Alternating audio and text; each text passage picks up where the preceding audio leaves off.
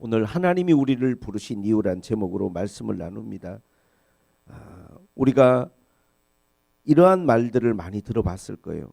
첫 단추를 잘 끼워야 된다. 이 말은 첫 단추를 잘못 끼우면 마지막 단추를 끼울 구멍이 없다라고 하는 독일의 시인이자 또 극작가인 괴테가 한 말이었어요. 사실 우리가 인생을 살아갈 때 첫 단추가 잘 끼워져야 그 다음 과정이나 결과도 또 잘 채워지는 그러한 법이라는, 우리가 그러한 세상의 어떠한 이치들을 이야기하는 것이죠. 많은 사람들은 자기의 삶에 대한 진지한 고민들을 한 사람들이 많이 있습니다. 사람이 도대체 어디서 와서 어디로 가는 것인가? 왜 태어나서 죽는 것인가? 죽음 이후에는 어떻게 되는 것인가? 이런 것에 대해서 진지하게 고민하고 또 알고자 했던 많은 사람들이 있었어요. 우리가 아는 것처럼 어떤 한 종교의 창시자가 된 석가모니 같은 경우도 그런 것을 알고 싶어서 고행을 했죠. 정말 진지하게. 그리고 고대 철학자들을 보면 과연 이 우주를 누가 만들었고 신은 어디에 존재하는가? 우리는 어디서 와서 어디로 가는가에 대한 끝없는 질문들을 던지면서 그런 것에 대한 본질적인 고민들을 했어요. 제가 이번 주에 본 책 중에 그 삼성의 창업자이신 이병철 회장이 사실 말년에 폐암이 걸려가지고 2년간 투병 생활을 하면서 그의 인생에 진지한 본질적인 질문들을 하기 시작했는데 24가지 질문을 했죠. 신이 존재하는가? 신이 존재한다면 자신을 왜 우리에게 드러내지 않는가부터 시작해서 죽음에 대한 또는 천국과 지옥에 대한 수많은 그가 가지고 있었던 마음의 그 질문들, 알고 싶었던 것들, 평생을 사업만 하고 70대 중반까지 살아온 그 사람이 이제 죽음이라는 것을 눈앞에 두고 24가지의 질문을 만들어서 그가 이 질문지를 차동엽 신부에게 줬는데, 그 당시 차동엽 신부는 나이가 비교적 젊은 나이였기 때문에 이거를 질문들을 답할 본인이 적임자가 아니라고 생각하고 정희채 신부한테 이 질문지를 줬어요. 근데 이 질문지를 답을 듣기도 전에 갑자기 이제 사망을 하면서 본인이 알고 싶었던 것 하나도 알지 못하고 세상을 떠났죠. 이분이 했던 24가지 이 질문을 이 신부님이 가지고 있다가 20년 만에 공개를 해가지고 지금은 그 질문에 대한 24가지 질문에 대한 답을 단 책들이 많이 있어요. 뭐 어떤 목사님들, 신부님들 이런 분들이 그 24가지 질문에 답들을 단 그런 책들이 출간이 돼서 저도 한번 봤는데, 여기서 제가 드리고자 하는 말씀은 그거예요. 많은 사람들이 신을 알고 싶어 했고 인간의 실존과 인간의 죽음 이후의 세상에 대해서 알고 싶어 했지만 그들이 그것을 알 수 없었어요. 왜냐하면 시작이 자기에서부터 시작되기 때문에 그래요. 나에게서부터 시작되는 어떤 것도 온전한 그 결론에 도달할 수가 없어요. 특히나 인간의 본질적인 문제에 대해서, 신에 대해서, 또 죽음에 대해서 알고자 한다면 그 알고자 하는 그 질문이 나로부터 시작됐을 때 어느 누구도 거기에 대한 답을 줄 수 없는 거예요. 그러나 오늘 성경 본문에 보니까 하나님으로부터 시작됐을 때, 그 모든 것의 시작이 하나님이었을 때 우리는 그것에 대한 정확한 답을 알 수 있어요. 왜냐하면 첫 단추가 하나님이니까. 그 시작이 하나님이기 때문이죠. 창세기 12장에 하나님께서 아브라함을 부르셨어요. 아브라함은 그 당시에 갈대아우르라고 하면 티그리스 또 유브라데스 강 하류 쪽에 있는 고대 도시였어요. 그 도시에서 아브라함이 했던 일이 뭐냐? 많은 어떤 그 전언에 의하면, 기록물에 의하면 아브라함은 그곳에서 금세공업자고, 한마디로 말하면 우상을 만들어 파는 아버지 밑에서 같이 우상을 만드는 사람이었어요. 그러한 아브라함을 하나님께서 부르신 거예요.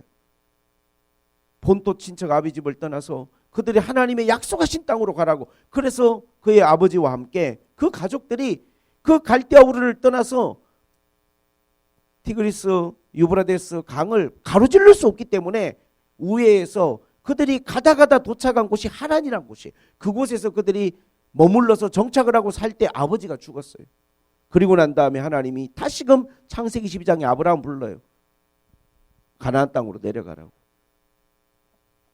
하나님이 아브라함을 부르셨다는 것이 중요한 것입니다. 출애굽기 3장에 보니까 미디안 광야 떨기나무에서 하나님이 모세를 부르셨어요. 모세야 모세야. 모세는 하나님의 부르심을 받았고 하나님이 왜 나를 부르셨는지를 듣게 됐어요. 그는 하나님이 부르실 때까지 40년을 양을 치는 목자의 삶을 살았던 사람입니다. 성경에 보면 하나님께서 많은 사람들을 부르셨어요. 예수님은 제자들을 부르셨죠. 나를 따르라고. 오늘 성경 본문에 주님은 사도 바울을 부르셨어요. 사도 바울은 예수님을 핍박하는 사람이었어요. 교회를 핍박하는 사람이었어요. 그날도 교회를 핍박하고 예수님을 핍박하면서 다메섹으로 가는 길에서 주님의 부르심을 받았어요. 사울아 사울아 누구십니까? 나는 네가 핍박하는 예수다. 하나님이 오늘 사울을 부르신 이 부르심이 여러분 얼마나 위대한 부르심입니까? 저는 인생에서 가장 큰 축복은 하나님이 우리를 부르셨다는 거예요. 내가 하나님을 찾은 게 아니고 나에게서부터 시작된 게 아니라 하나님이 여러분을 부르셨다는 거예요. 만약에 그 시작이 나였다고 하면 절대로 여러분들이 하나님을 알 수가 없어요. 내가 알고자 해서 알 수 있는 분이 아니에요. 내가 궁금해한다고 그 답을 알 수 있는 사람은 아무도 없어요. 그러나 하나님이 우리를 부르셨기 때문에 하나님 누구신지, 내가 어디서 왔는지, 내가 어디로 가야 되는지에 대한 명확하고 분명한 답을 나를 부르신 하나님께서 나에게 말씀해 주시는 것이죠. 그래서 우리의 인생의 여정에서 하나님의 부르심이야말로 정말 중요한 첫 단추라고 저는 생각을 합니다. 시작이 하나님일 때 과정 속에서도 많은 하나님의 은혜를 경험하고 마지막 단추도 잘 끼워낼 수가 있는 것이죠. 그러나 하나님이 시작이 아니고 내가 시작일 때 아무리 많은 공부를 하고 내가 돌을 닦고, 성철 스님 같은 분은 15년 동안을 눕지 않은 앉은 자세로 자기 삶의 고행을 하면서 벽만 쳐다보고 그렇게 오랜 시간을 질문을 했지만 예수님을 찾을 수 없었어요. 오늘 우리의 삶 가운데 가장 큰 축복이 있다면 저는 하나님의 부르심이라고 생각합니다. 하나님이 나를 불러주신 것. 내가 하나님을 믿는 이 믿음이라는 게 우리가 말로는 표현할 수 없는 정말 하나님의 큰 선물이 아닌가 저는 그렇게 생각을 합니다. 그런데 이 하나님의 부르심은 지극히 개인적인 거예요. 그날 사도 바울 사울 옆에는 많은 무리들이 있었어요. 그러나 어느 누구도 사도행전 9장에 보니까 그 하나님의 부르심의 소리를 듣지 못했어요. 그냥 어떤 소리가 들리는데 무슨 소리인지 알지 못하고 정확하게 그것이 사울의 귀에만 들리는 소리였어요. 부르심은 지극히 개인적인 거예요. 그래서 다른 사람들이 그 부르심에 대해서 그거를 이해할 수가 없어요. 왜냐하면 이거는 지극히 개인적인 하나님의 부르심이고 나와 하나님의 만남이기 때문에. 그래서 때로는 가족이 다 같이 믿을 수도 없는 것이고, 아무리 내가 좋아하고 사랑하는 친구라도 이 하나님의 부르심에 대해서는 공유가 안 되는 거예요. 이건 너무 지극히 개인적인 것이니까. 그럼 왜 수많은 사람 중에 하나님이 나를 부르시고 우리를 부르셨느냐? 이건 너무나 위대한 초대이고 하나님의 축복입니다. 만약에 여러분이 누군가의 초대를 받았다고 해보세요. 아주 특별한 사람의 초대를, 아주 대단한 사람이 여러분을 초대하고 여러분을 불렀다면 여러분 얼마나 기대가 되겠어요. 그러나 이 세상의 어떠한 초대도, 어떠한 선물도, 어떠한 기대도 하나님의 부르심과 초대에 비할 수가 없어요. 하나님의 부르심은 두 가지 의미에서 큰 우리에게 선물이고 축복입니다. 첫째는 하나님이 왜 우리를 부르셨느냐? 우리의 삶에 고생과 고통을 하나님께서 멈추게 하시려고 우리를 부르셨어요. 그게 무슨 말이냐면 오늘 본문에 나와 있죠. 사도 바울이 고백하는 겁니다. 이 부르심을 통하여 우리의 부르심을 하나님 앞에 생각할 수 있는 것이죠. 왕이여 정오가 되어 아그리빠 왕 앞에서 자기의 부르심에 대한 이야기를 하는 거예요. 하늘로부터 해보다 더 밝은 빛이 나와 내 동행들을 둘러 비추는지라 우리가 땅에 엎드러짐에 내가 소리를 들으니 히브리 말로 이르되 사울아 사울아 네가 어찌하여 나를 박해하느냐 가시채를 뒷발질하기가 네게 고생이니라. 하나님께서 사도 바울을 부르신 이유가 뭐냐면 가시채를 뒷발질하고 있는 이 사도 바울의 인생을 하나님 구원하시려고 부르신 거예요. 가시채를 뒷발질한다는 게 뭡니까? 사람들이 가축을 예전에 기를 때 소나 말이나 가축들이 전부 힘이 세잖아요. 힘으로 완력으로 걔네들을 제압할 수가 없으니까 가축을 앞으로 몰아갈 때 가시채라는 게 뭐냐면 뾰족한 막대기나 그런 어떤 물건이에요. 그래서 뒤에서 앞으로 이렇게 짐승을 가축들을 몰아가는 거란 말이에요. 앞으로 가라는 거죠. 버티지 말고. 그런데 오늘 말 그대로 가시채를 뒷발질하는 건 뭐냐면 어떤 짐승들이 고집이 세고 싸나운 짐승이 있어요. 주인이 가시채를 가지고 뒤를 쿡쿡 찌르면 앞으로 가야 되는데 화가 나가지고 오히려 뒷발질을 막 하는 거야. 어디다 대고 주인에다 대고 가시채에다 대고. 여러분 가축이 만약에 가시채를 뒷발질하면 그게 어떤 결과를 초래할까요? 이 고집센 가축이 뒷발질을 하면 말 그대로 이건 반항이고 주인은 더 고통스러운 자극을 가할 수밖에 없어요. 이 가축에게는요 괴로움만 더해지는 거예요. 내가 뒷발질한다고 해서 주인의 의지가 꺾이는 게 아니고 나한테 고통만 가중되는 거예요. 사도 바울이요 인생이 뭐냐 하면 계속 하나님하고 부딪히고 하나님과 갈등하면서 살아가는 인생이에요. 본인은 그렇게 생각 안 할지 몰라도 하나님 보실 때는 가시채를 뒷발질하는 짐승처럼 계속해서 하나님과 갈등하고 충돌하고 고집 부리며 살아가는 그런 인생이라고. 이게. 하나님이 그러한 사도 바울을 부르셔서 더 이상은 가시채를 뒷발질하는 삶이 아니라 정말로 그 불필요한 고생과 고난에서 건져주시려고 하나님 사도 바울을 부르신 거죠. 그리고 오늘 여기 본문에 그렇게 나와 있습니다. 17절에 이스라엘과 이방인에게서 내가 너를 구원하여 그들에게 보내어 그 눈을 뜨게 하여 어둠에서 빛으로 사단의 권세에게서 하나님께로 돌아오게 하고 죄사함과 나를 믿어 거룩하게 된 무리 가운데 기업어렵게 하리라 하더이다. 사도 바울이 들은 거예요. 하나님이 왜 나를 부르셨는가 했더니 사도 바울에게 왜 부르셨냐 하면 그를 구원하려고 부르신 거예요. 가장 중요한 건 자신의 구원이죠. 하나님이 나를 부르신 1차적인 목표는 하나님이 죄와 사망에서 나를 구원하시려고 하는 거예요. 하나님의 부르심은 나를 구원하시는 부르심이에요. 내 이름이 생명책에 기록되고 내가 이 세상 떠났을 때 정말로 주님의 품에 안기는 그 구원에 나와 여러분들에게는 사랑하는 사람을 떠나보낸 아픈 기억들이 있습니다. 저도 여러 번 있었죠. 그런데 그렇게 사랑하는 사람들이 떠나가는 그 기억 속에서 그들은 어디에 있을까요? 소멸되는 거 아니죠. 영원한 것이죠. 인간의 영혼이라고 하는 것은. 구원받은 사람, 주님을 믿고 죄사함을 받고 하나님 앞에 어둠에서 빛으로 사단의 권세에서 하나님께로 옮겨진 그 사람들은 지금 낙원에서 편안하게 안식을 누리고 있다라고 성경은 우리에게 가르쳐주고 있단 말이에요.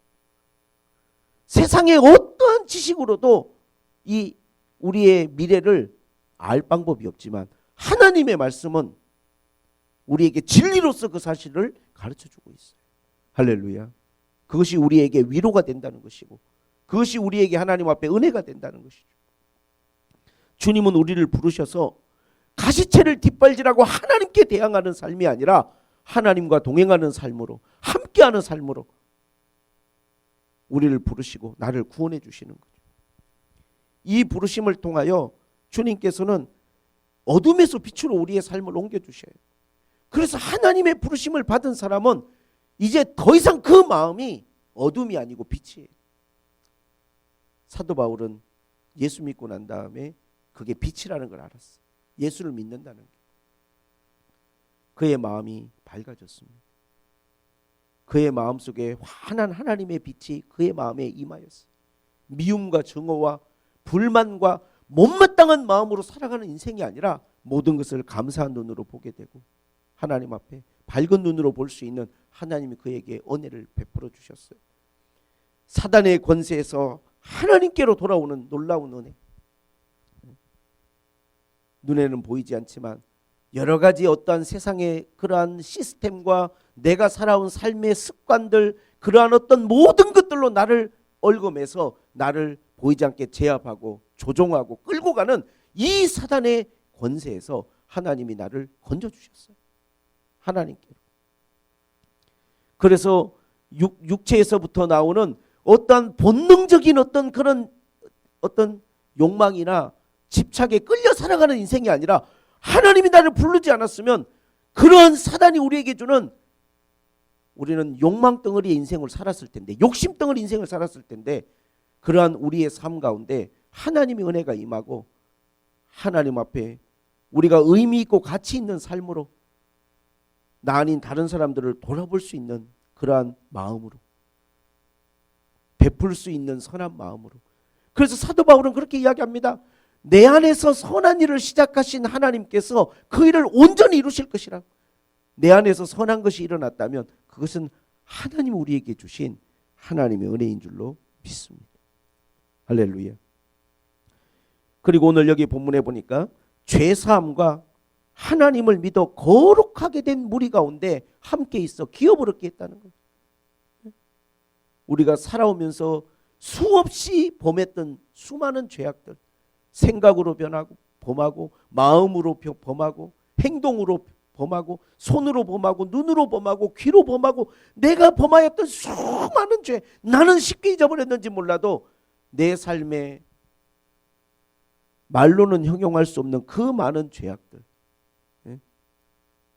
그 많은 죄들을 주님이 십자가의 보혈로 사해 주시고 주님을 믿어 거룩한 무리 가운데, 의인의 무리에 우리가 함께 할 수 있도록, 이것이 하나님의 구원인 것입니다. 하나님의 구원.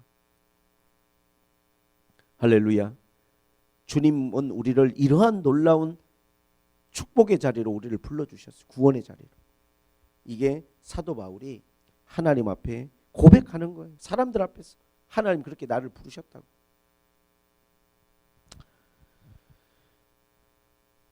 우리가 무엇보다도 내가 믿는 그 하나님, 내가 가지고 있는 이 신앙이 얼마나 하나님 앞에 귀한 것인지를 하나님 앞에 항상 우리가 생각하는 그런 시간이 필요합니다.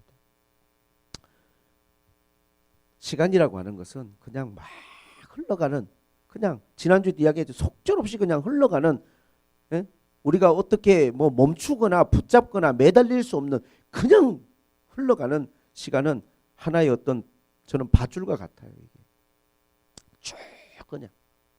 만약에 여러분 우리가 밧줄을 타고 만약에 위로 올라가거나 밑으로 내려가거나 밧줄을 타고 우리가 이동을 한다고 생각을 해보세요. 내 힘으로 만약에 이겨내고 버텨내려고 하기에는 우리가 힘을 이겨낼 수가 없어요. 내 무게를 그냥 흘러내리죠. 올라가고 싶어도 흘러내리고, 시간 앞에 아무도 거스를 수가 없잖아요.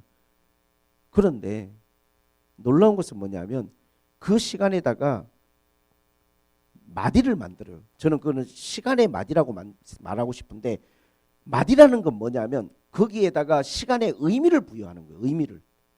예를 들어서 우리가 밧줄을 타고 오르내리는 그러한 일을 하는 사람들을 보면요, 밧줄에 뭘 만드냐면 매듭을 만들어요. 그냥 밧줄인데 거기다 매듭을 딱 만들면 그 매듭이 내가 그것을 올라가거나 내려갈 때 발을 디디거나 잠시 힘을 충전할 수 있는, 나한테 뭘 주냐면 어떤 하나의 그 힘을 줘요. 그게 하나의 어떤 동기가 될 수 있는 거죠. 그걸 하나의 밧줄로 비유한다면 매듭을 짓는 거죠. 이렇게 매듭이 적당한 거리에 있으면 그것이 내가 붙들고 올라가거나 붙들고 내려갈 수 있는 나한테 뭐가 되냐면 힘이 되는 거죠. 시간의 매듭이란 건 그런 거예요.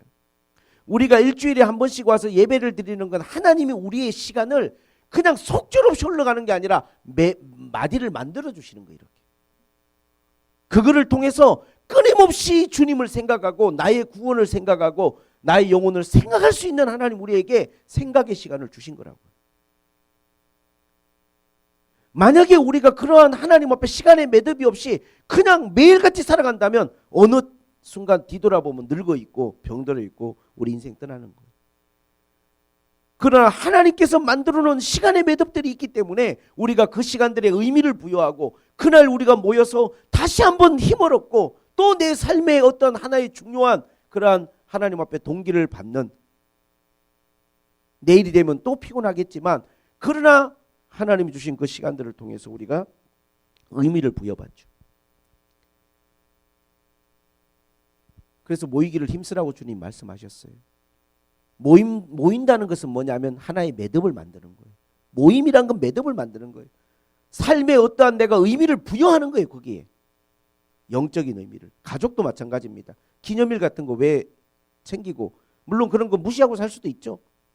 그러나 그러한 것들을 우리가 기억하고 기념하고 챙기는 것은 시간의 매듭을 만드는 거예요. 그런 게 의미를 만들고, 피곤한 인생이지만 여행도 한번 갔다 오고, 같이 가족들이 모여서 맛있는 외식도 한번 하고, 생일 파티도 하고, 그런 것들이 피곤한 인생을 살아가는데 서로에게 작은 삶의 위안이 되고 힘이 된다니까요. 그런 것들이. 그래서 오늘 저는 여러분들에게 그런 말을 하는 거예요. 이 의인의 모임이라는 거. 오늘 하나님께서 우리를 거룩한 무리 가운데 기업을 얻게 하시는 거. 내가 그 안에 속해서 내 삶에 끊임없이 어떤 하나님 앞에 그러한 힘을 얻고 의미들을 가질 수 있다라고 하는 게 하나님 앞에 축복입니다. 악기라고 하는 건요, 어떤 악기도 조율 없이는요 계속 갈 수 있는 악기가 없어요. 아무리 팽팽하게 기타 줄을 만들어 놓고 피아노 줄을 만들어 놔도요 시간이 지나면 느슨해져서 조율을 해야 돼요. 시간의 매디가 있다면 악기의 조율의 시간인 거예요. 우리가 이러한 하나님 앞에 모임을 갖는 것이. 하나님 우리를 불러서 거룩한 무리 가운데 우리를 소속되게 해주셨어요. 소속되게. 이 소속이라는 게 얼마나 하나님 앞에 중요한 건지 몰라요. 그 소속, 거룩한 무리 가운데서 우리가 하나님의 기업을 받는 것이죠. 생각을 한번 우리가 해보면, 여러분 우리가 직장이라는 것도 소속이잖아요. 만약에 직장이 없다 그러면 소속이 안 됐으니까 내가 구속당할 이유가 없지만 그게 자유로운 게 아니잖아요. 내가 그 어떠한 아침에 눈을 떠서 소속된 집단이랑 직장이란 게 있다는 게 얼마나 그 사람한테는 그게 안정감을 줍니까? 명절이 돌아왔는데 가족이라는 게, 또 식구라는 게 하나의 소속이잖아요. 명절에 만날 사람도 없고 같이 밥 한 끼 먹을 사람 없이 나 혼자다 그러면 자유입니까? 아, 나는 뭐 설거지도 안 하고 일도 안 하고 아무것도 안 하니까 너무 편하다. 그거 아니잖아요. 조금은 부딪히고 힘든 면이 있어도 함께할 가족이 있다는 게 그 명절의 의미잖아요. 교회도 마찬가지입니다. 하나님께서는 우리에게 그러한 어떠한 소속의 의미를 우리에게 가르쳐 주셨어요. 특히나 거룩한 무리에 소속된다는 것. 거룩한 사람들. 같은 목적을 가지고 하나님을 예배하고 하나님을 믿는 거룩한 무리에 내가 소속돼서 하나님 앞에 기업을 받을 수 있다는 건 하나님의 부르심의 큰 축복입니다. 그리고 사도 바울은 오늘 그렇게 이야기합니다. 16절에 이제 하나님께서 그를 부르셔서 하시는 말씀이 너의 발로 서라.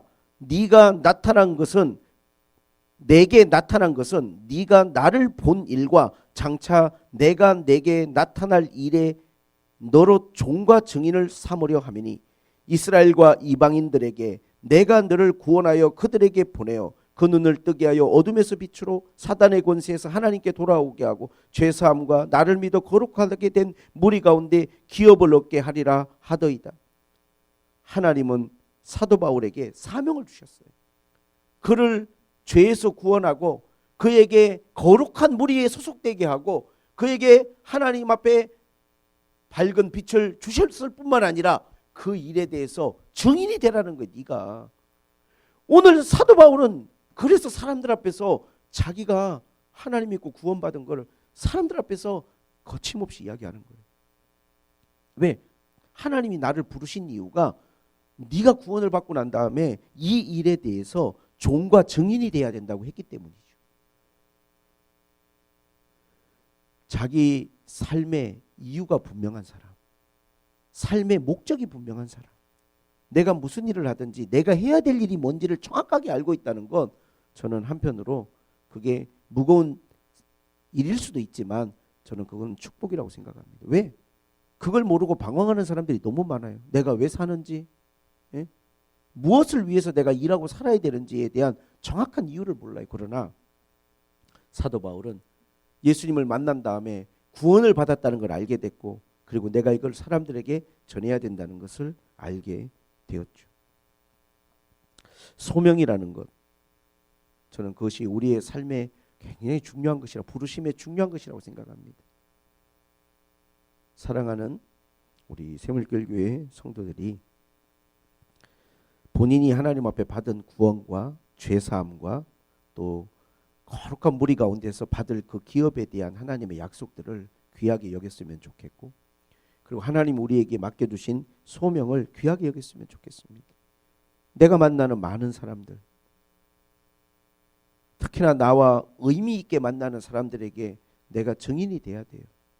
내가 예수 믿어서 뭐가 좋은지, 내가 예수 믿고 받은 구원이 그것이 얼마나 귀한 것인지를 전하고 나누는 하나님이 그러한 통로로 우리를 부르신 거죠. 물론 우리가 사도 바울처럼 어떠한 그런 사도는 아니니까 내 삶의 모든 것을 거기에 다 쏟을 수는 없을지 몰라도 어떤 의미로든지 하나님이 우리를 부르신 부르심 가운데는 분명히 우리에게는 그 소명이 있는 것이죠. 그래서 사도 바울은 그렇게 이야기합니다. 때를 얻든지 못 얻든지 복음을 전하라고. 근데 여러분, 이것을 저는 여러분에게 말씀을 하나 드리고 싶어요.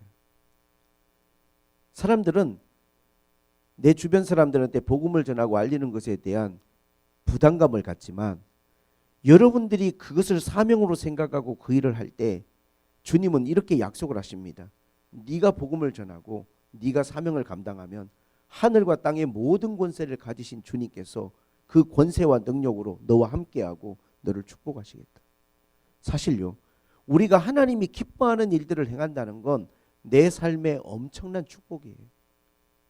왜냐하면 하나님의 무한한 지지와 공급을 받습니다.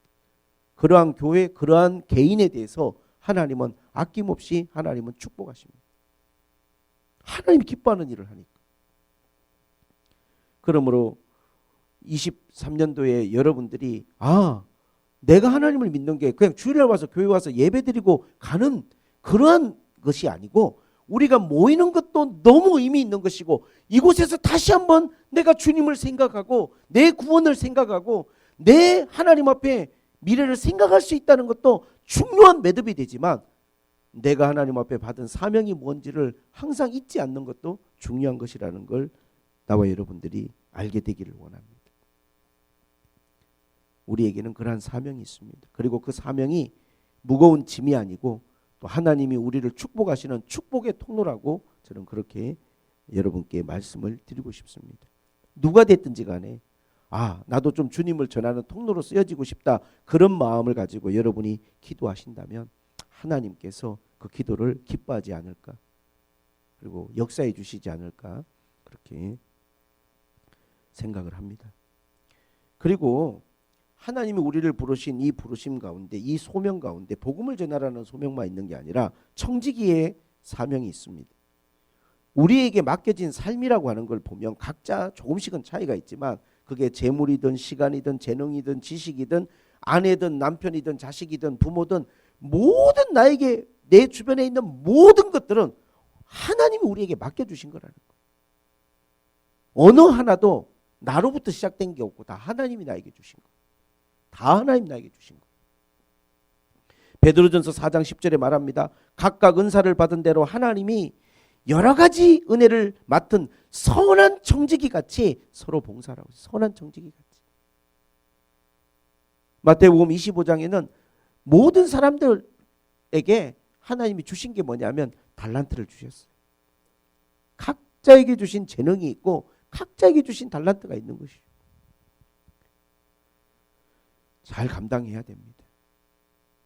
잘 감당해야 되는 거죠. 왜냐하면 이것은 하나님이 우리에게 맡겨주신 것이니까. 하나님이 기뻐하는, 하나님이 원하시는 방향으로 우리가 이 달란트들을 잘 감당하고 우리가 선한 청지기 같이 우리가 하나님 앞에 그렇게 살아갈 때 하나님께서, 그래서 예수님은 비유로 말씀하셨어요. 주인이 종들에게 많은 걸 맡기고 갔어요. 근데 종들이 어떤 생각이 빠지냐면 이거 내 거라는 생각이 빠지는 거죠. 나중에 주인이 찾으러 오니까 그걸 빼앗기고 싶지가 않은 거예요. 그래서 찾으러 온 사람에게 그 사람을 핍박하고 때리고 학대하는 거죠. 왜? 이게 누구 건지에 대한 것을 망각해 버린 거예요. 맡겨주신 주인이 있는데. 우리가 살아가면서 우리에게 있는 모든 것들을 하나님 맡겨주신 거예요. 하나님 맡겨주신 거예요. 그래서 가족이라는 게 저는 그렇게 생각합니다. 예? 하나님 맡겨주신 거죠. 서로에게. 아내도 남편도 자녀도 부모도 다. 나에게 주신 시간도 잘 관리해야죠. 나에게 주신 재물도 다 하나님 맡겨주신 거예요. 예? 주님 것을 내 것이라고 고집하며 살면 안 돼요. 그것은 마치 뭐와 같은 거냐면 가시채를 뒷발질하는 것 같은 거예요. 내 삶에 고생이 더해지는 것이죠. 하나님이 기뻐하는 방향으로 내가 살아가면 하나님께서 밀어주고 도와주고 채워주고 축복해 주실 텐데. 할렐루야. 하나님 기뻐하는 방향으로만 살아가면 하나님의 은혜를 경험하고 맛볼 텐데. 계속 하나님의 뜻과 부딪히면서 내 주장과 고집을 내세우면서 가시채를 뒷발질하며 살아가면 누구에게 고생입니까? 그게 나에게 고생이지.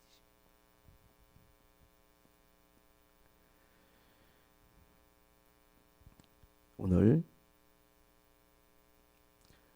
나와 여러분들이 정말 하나님 앞에 축복받은 사람이라는 걸 저는 여러분과 나누고 싶고 말하고 싶어요. 그리고 저는 그렇게 생각을 합니다.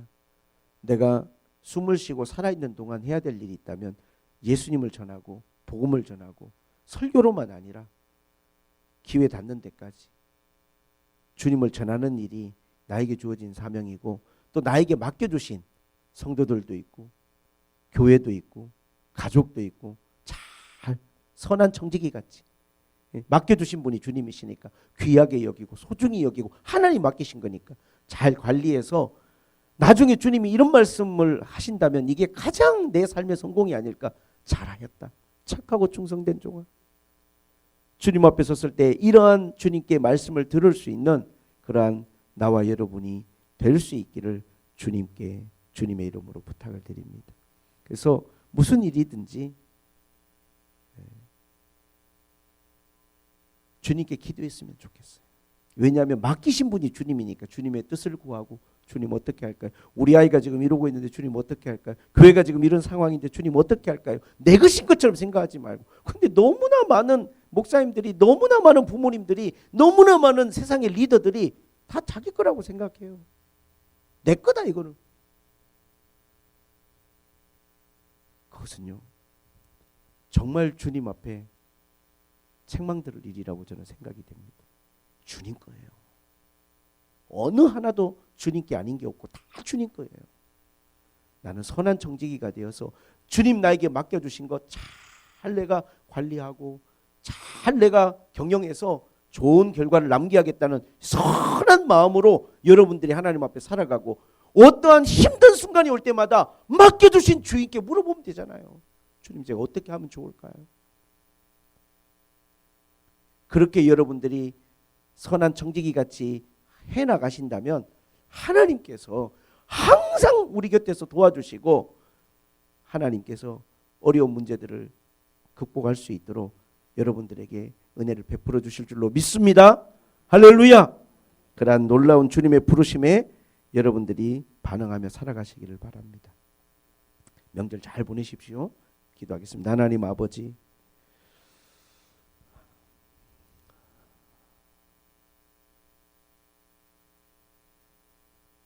주님이 우리를 불러주시고 내가 주님을 믿는다는 것이 너무 감사합니다.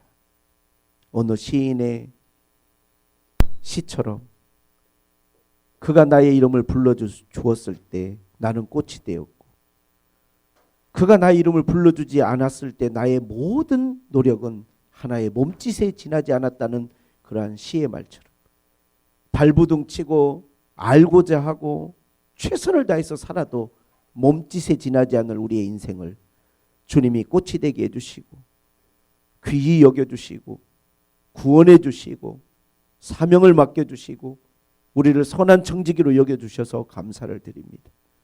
늘 하나님 앞에서 주님과 동행하고 주님의 뜻을 구하고 선한 청지기가 되어 살아가는 저희들이 되게 하여 주시옵소서. 예수님의 이름으로 기도하옵나이다. 아멘.